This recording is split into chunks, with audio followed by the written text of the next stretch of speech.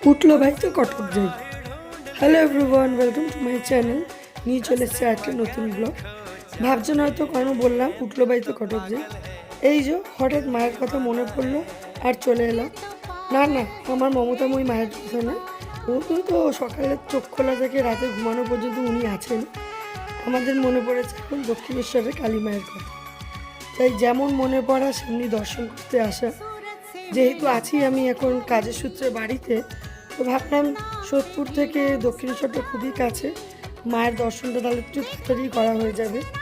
যেমন ভাবলাম তেমনই দুজনে মিলে রেডি হয়ে রোববারের সকালবেলা বেরিয়ে পড়লাম মায়ের দর্শনে।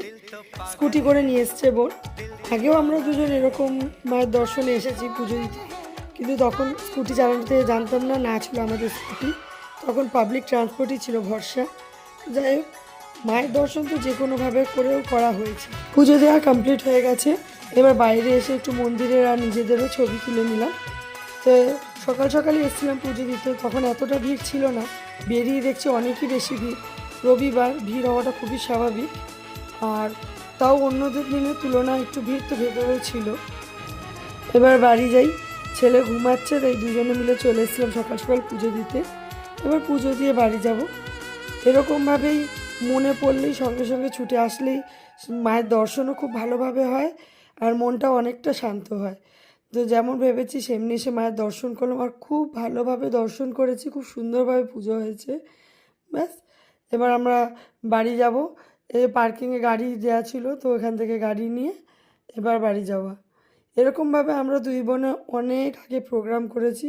হঠাৎ হঠাৎ প্ল্যান করি আর দুজনে মিলে বেরিয়ে যেতাম।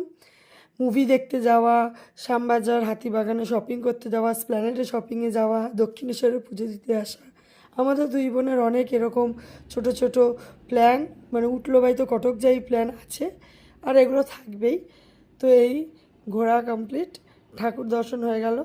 তো একটুখানি প্রসাদ খেয়ে জল খাবো, তো জল আনিনি, এখান থেকে এসে একটা চায়ের দোকান থেকে জল খেলাম আর একটু চা খেলাম। খেয়ে বাড়ি গিয়ে দেখি ছেলে উঠে গেছে কিনা। তো সে তো স্বাভাবিকই, 10টা বাজে, এবার তো উঠেই যাবে অনেকক্ষণই।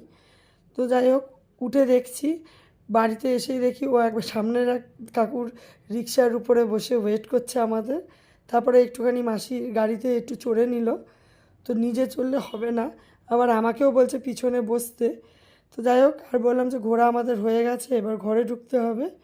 তো ওকে অনেক বুঝিয়ে সুঝিয়ে গাড়ি থেকে নেবে এবার ঘরে চলে যাব। এই ভিডিওটা এইটুকু, খুব তাড়াতাড়ি নতুন একটা ভিডিও নিয়ে আসবো। Thank you.